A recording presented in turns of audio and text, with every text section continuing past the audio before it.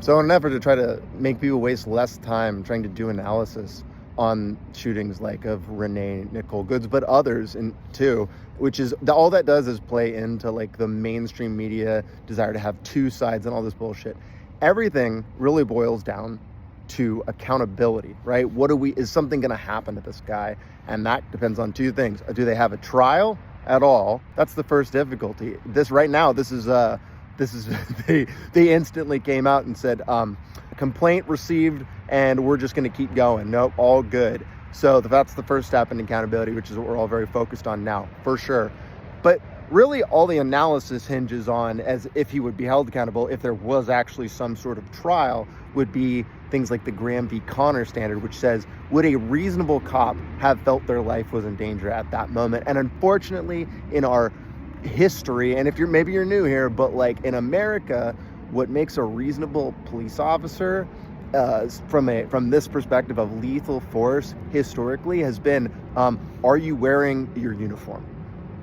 That's basically it. We can do all the analysis we want, but it always plays in the cop's favor, because they're going to say the only context you can use is that moment, that very moment. And then they're going to let you use all the historical context for the officer and nothing for anyone else. And this is part of this double standard that has created just a very horrific, violent policing system where these people act very rogue, very aggressive all the time.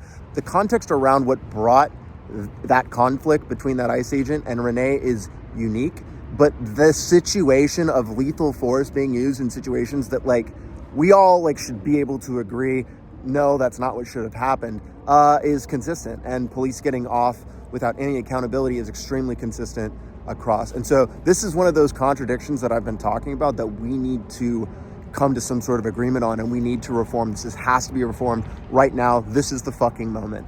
That's what we need to be doing. We need to not just be destroying ICE, but we need to be destroying this standard, which has allowed cops to just become very violent, very aggressive, and face zero accountability across our entire nation. That's my suggestion.